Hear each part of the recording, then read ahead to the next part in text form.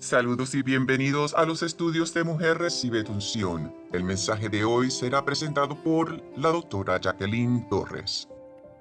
El mensaje de hoy se encuentra en Job, capítulo 2, versículos 6 al 10. Y el Señor respondió a Satanás: He aquí, él está en tu poder, pero respeta su vida. Entonces Satanás salió de la presencia del Señor e hirió a Job con llagas malignas desde la planta de sus pies hasta su coronilla. Tomaba un pedazo de tiesto para rascarse con él y estaba sentado en medio de las cenizas. Entonces su mujer le dijo: ¿Todavía te aferras a tu integridad? Maldice a Dios y muérete. Pero él le respondió: Has hablado como hablaría cualquiera de las mujeres insensatas. Recibimos el bien de parte de Dios, ¿y no recibiremos también el mal? En todo esto Job no pecó con sus labios. Aunque a menudo nos enfocamos en la fe firme de Job, es igual digno de mención considerar el significado del silencio de su esposa, el cual es aún más fuerte. Ella cargó con un duelo del que nadie escribió. Sus palabras eran sinceras y Dios aún la dejó vivir para ver la restauración. La gracia alcanza incluso a los quebrantados y amargados. Ella escuchó los gemidos de Job en la noche, pero escuchó Job los suyos. Ella también atravesó la misma tormenta. ¿Le proporcionó Job apoyo emocional cuando su mundo se vino abajo? Cuando ella se derrumbó, ¿la sostuvo él en sus brazos? La mujer cuyo dolor nunca fue reconocido, pero cuya breve expresión de dolor se convirtió en su legado.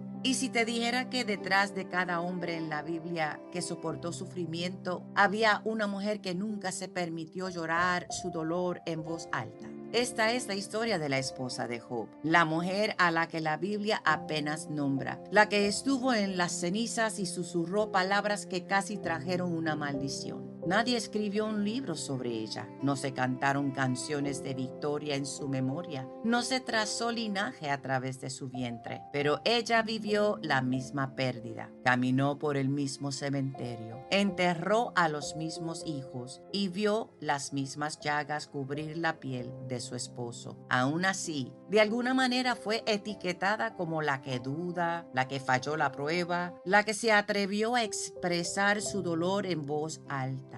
Pero, ¿y si nos equivocamos? ¿Y si su grito no era rebelión sino desesperación? ¿Y si sus palabras no eran maldiciones sino duelo? ¿Y si el sufrimiento de Job era visible, pero el de ella era silencioso? Esta no es solo la historia de una mujer sin nombre. Esta es la historia de cada persona que sufre en silencio, cada cónyuge olvidado, cada compañero en el dolor que no se le permitió descomponerse. Esto se debe a que en ocasiones el examen más profundo de la fe de uno no radica en la resistencia a la adversidad personal, sino en la capacidad de perseverar cuando se enfrenta a las pruebas de otro. Así que antes de juzgar a esta mujer, antes de silenciarla, volvamos a las cenizas, a los gritos detrás del silencio, a la mujer que casi fue maldecida por decir la verdad. Su nombre puede estar perdido en la historia, pero hoy su voz se alzará de nuevo. Antes de las llagas, antes de las cenizas, antes del silencio, había una mujer, una madre, una esposa, una figura tranquila al lado de un hombre recto. Su nombre se ha perdido para nosotros, pero su dolor aún resuena. Conocemos la historia de Job, el hombre que era irreprensible y recto.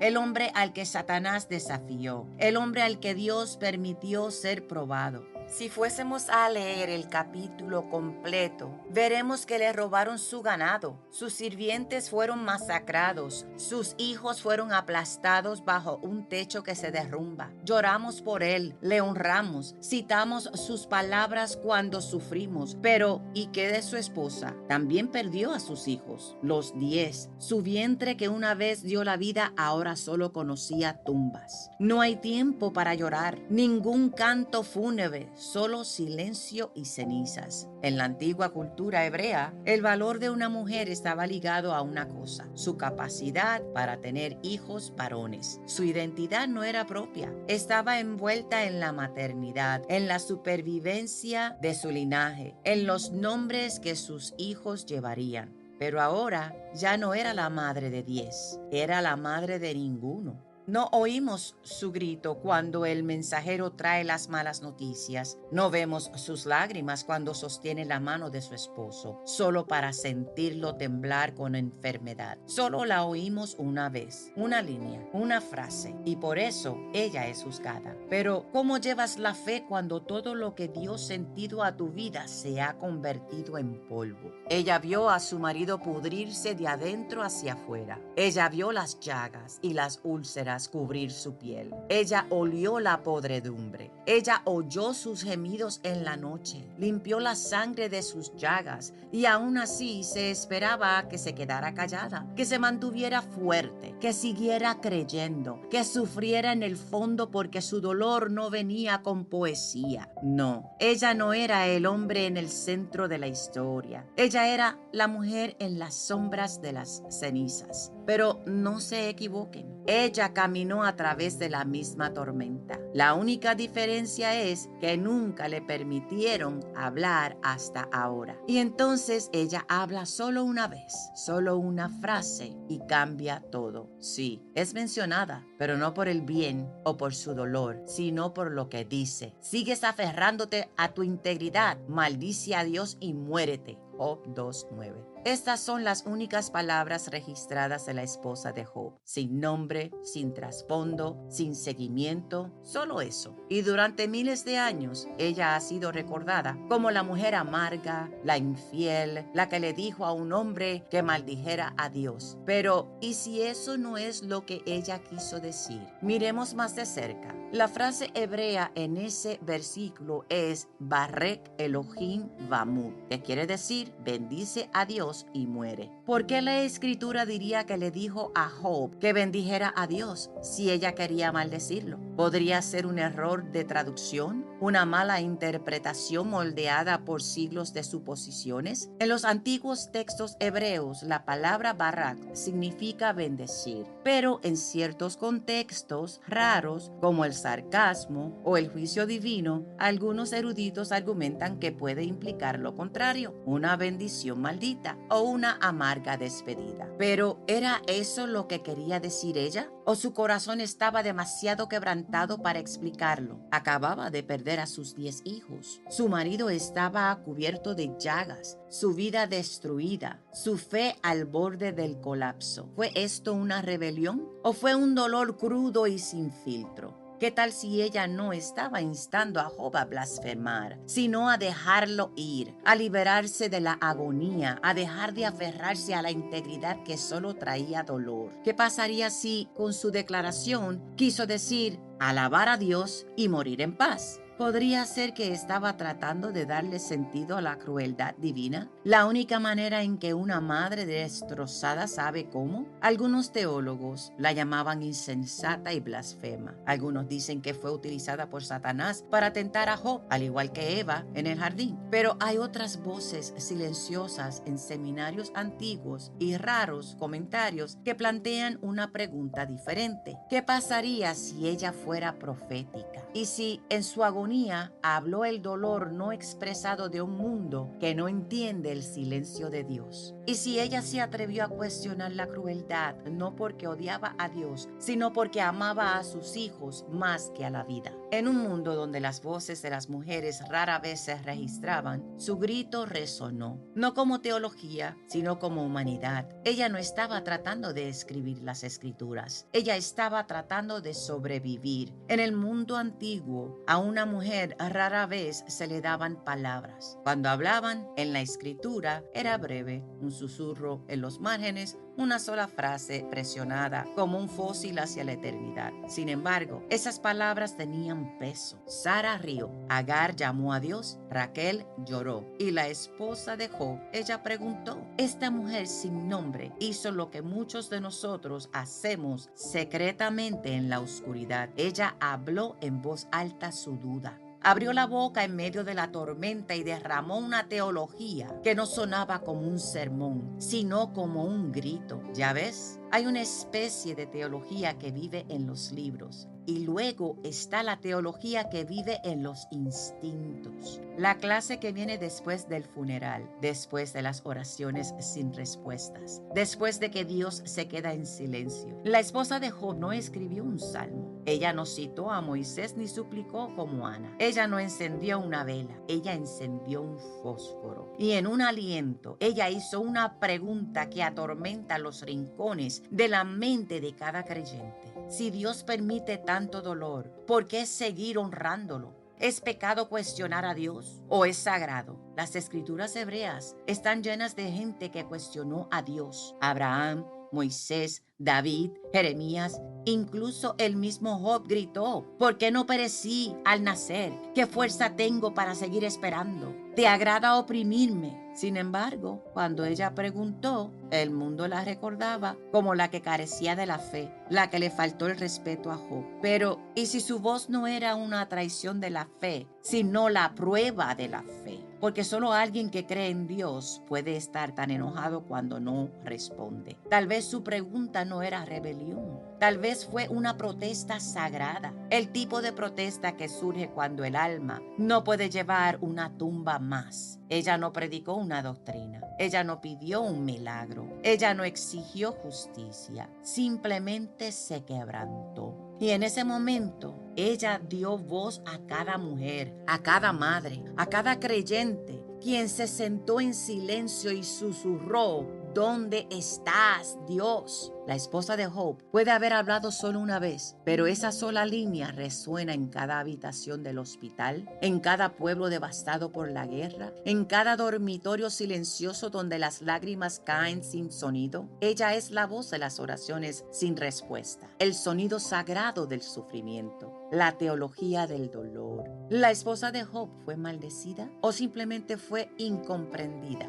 Antiguos rabinos luchaban con la voz de la esposa de Job porque para ellos no sonaba como dolor, sonaba como algo más oscuro. En el Midrash judío, algunas tradiciones dicen que el mismo Satanás habló a través de la esposa de Job, que ella se convirtió en un recipiente, una boca ignorante del adversario, como Eva en el jardín. Ella estaba al lado de un hombre bajo guerra espiritual y susurraba palabras que podían quemar todo. Cuando ella dijo: maldice a Dios y muere. Y siglos después, todavía los primeros padres cristianos siguen haciendo eco de la misma sospecha. La llamaron defensora del diablo, la mujer que rompió la voluntad de Job. Para ellos, ella se convirtió en un símbolo, no de luto, sino de amenaza, de un susurro en las sombras, de una prueba, vestida como esposa. Pero aquí está el misterio. La escritura nunca dice que Dios la maldijo. Ni una sola vez, ninguna reprensión divina, ningún trueno del cielo, ningún juicio cae sobre su nombre. Ella habla su declaración y luego se desvanece en silencio. Entonces, ¿era verdaderamente malvada? ¿O podría haber sido una prueba? No para sí misma, sino para Job. ¿Recuerda cómo comenzó esta historia? No fue idea de Job el querer ser probado. No fue solo del diablo.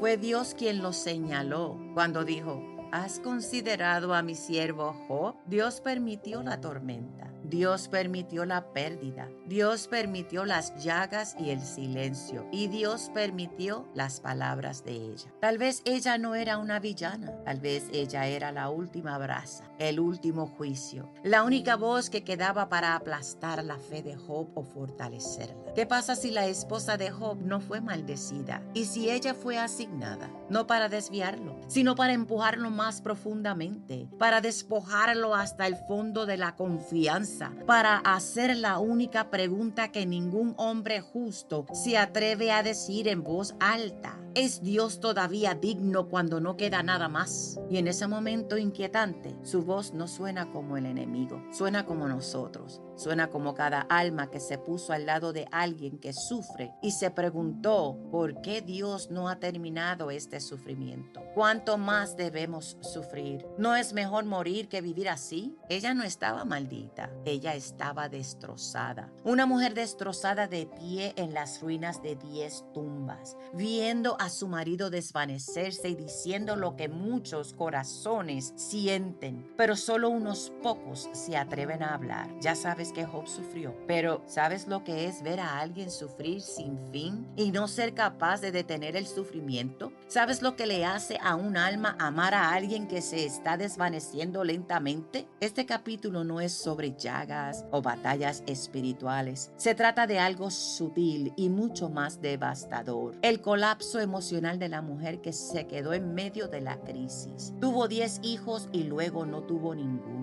Ella tenía un hogar y luego nada más que cenizas. Tenía un marido que se sentaba en la puerta de la ciudad respetado, justo, y luego se sentó en el montón de cenizas, raspando su piel con cerámica rota. Y en todo esto, nunca la oímos llorar, nunca la vemos dolida, nunca la escuchamos preguntar ¿por qué yo? Pero el dolor tiene etapas. Y el silencio no significa supervivencia, significa algo: ruptura, shock, negación, ira, negociación, depresión, aceptación. ¿En qué etapa estaba cuando dijo maldice a Dios y muere? ¿Creyó que ya había perdido a Job? ¿Lo dijo en amargura o en misericordia? ¿Estaba suplicando a Dios que liberara a Job del tormento o estaba finalmente colapsando?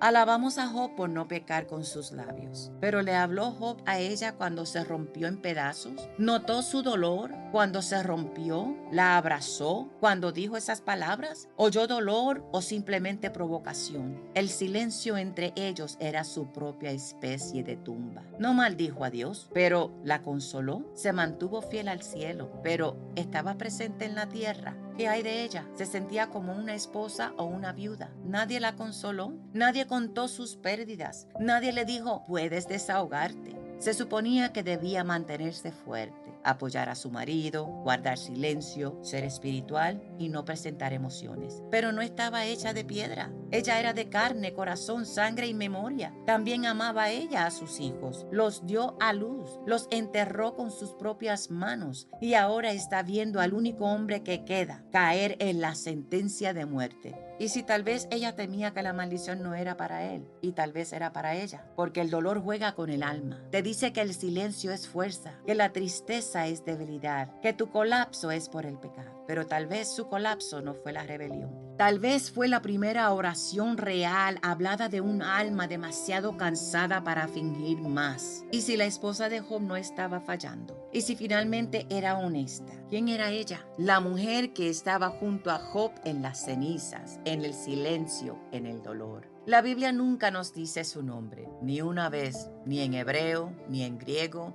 ni en las traducciones transmitidas a través de los siglos. Ella es conocida solo por su dolor. Estaba atrapada entre el Dios que conocía y el Dios que ya no reconocía. Luchaba con Dios como Jacob en la noche, no con puños ni con fuerza, sino con angustia, con silencio, con una pregunta que no tenía respuesta. ¿Dónde estás cuando sangran los justos? Algunos dicen que no tenía fe. Pero ¿qué pasa si ella era simplemente honesta? ¿Y si su maldición era en realidad un lamento? ¿Y si su grito fuera un aleluya roto y destrozado? Un aullido sagrado que el cielo no rechazó, sino que recibió. Podría haber cambiado su nombre como Noemí, que enterró a sus hijos y regresó vacía a Belén. Ruth 1:20 al 22. Ella dijo, llámame Mara, porque el Señor me ha amargado. ¿Susurró la esposa de Job lo mismo en las sombras? ¿Se vició ella misma de amargura porque le fue arrancada la alegría que una vez llevaba? En la cultura hebrea, el lamento no era debilidad, era adoración. Era la voz cruda y sin censura del alma, especialmente entre las mujeres. Miriam cantaba, Ana lloró,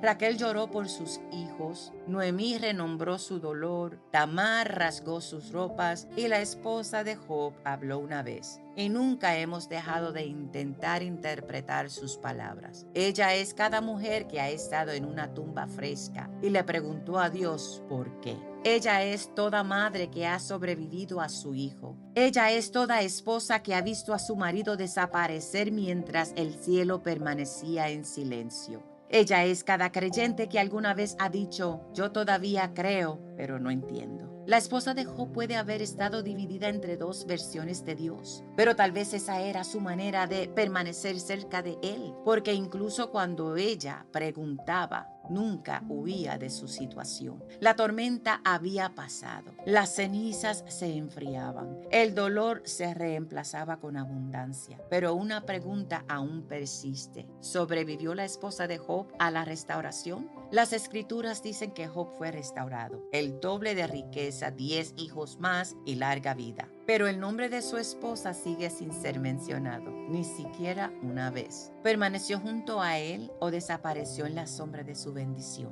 Algunos dicen que se volvió a casar, otros creen que se quedó tal vez con cicatrices, tal vez en silencio, pero todavía presente. ¿Podría haber dado a luz a otros 10 hijos después de perder los primeros 10? ¿Podría su cuerpo haber sido restaurado mientras su alma permanecía fracturada? ¿Se abrió su vientre pero nunca habló de su dolor? Hagamos una pausa y examinemos lo que realmente dice la Biblia en Job 42, versículo 10, 14 al 15. Y el Señor le restauró a Job su fortuna después que él oró pidiendo por sus amigos. El Señor le dio 2 veces más de lo que tenía antes. Y también tuvo 7 hijos y 3 hijas. Y llamó el nombre de la primera Genima, y el nombre de la segunda Casia, y el nombre de la tercera Keren-Hapuk. 3 hijas mencionadas por nombre. En un mundo patriarcal, esto era inaudito. Se registraron sus nombres, pero no sus madres. ¿Por qué? ¿Fue porque estaba demasiado quebrada para ser vista? ¿O porque su presencia era tan constante, tan esperada, tan tranquila, que se desvaneció en el trasfondo? Es posible. Muchas mujeres en las escrituras soportaron el peso de la promesa sin recibir reconocimiento. Se rieron de Sara. Raquel murió al dar a luz. Ana abandonó a su hijo dejándolo con Samuel, y tal vez la esposa de Job dio a luz de nuevo. Pero las escrituras no dicen si ella sonrió, lloró o sanó. Tal vez su historia no fue acerca de la recompensa. Tal vez era acerca de la resistencia. Tal vez la restauración no fue un regreso a la alegría, sino una tranquila elección de vivir incluso cuando todo en su interior había muerto. Ella puede no haber sido nombrada, pero tal vez todavía permanecía y en ese solo acto se convirtió en una santa. ¿Y qué si la amargura no era rebelión? ¿Y si fuera la última chispa de fe ardiendo bajo las cenizas de la desesperación? Según algunas traducciones, dijo, maldice a Dios y muere. Y durante siglos esa frase fue suficiente para condenarla. Pero, ¿y si no fuera blasfemia? ¿Y si fuera el grito de una mujer que ya no podía fingir? Ella habló lo que Job nunca se atrevió. Ella expresó lo que muchos llevan en silencio. Ella no hizo oraciones poéticas. Ella no citó los salmos. Ella no trató de defender la justicia de Dios. Ella solo se derrumbó. Y fue en ese quebrantamiento que ella se hizo profundamente humana. Pero aquí está el misterio. Dios nunca la golpeó con un rayo. Dios nunca la castigó. Él no envió fuego del cielo. No la silenció con muerte. La dejó hablar. Luego la dejó vivir. La gracia de Dios aparece incluso para los amargados. La mujer a la que nunca se le dio un nombre, que lloraba cuando otros se callaban, que se rompía cuando otros permanecían estoicos. Ella vivió a través de esa tormenta. Ella vio a su marido ser levantado de nuevo. Y tal vez ella también se levantó en silencio. No todo acto de fe parece una adoración. Algunos actos de fe parecen una cara que llora con su rostro en el suelo.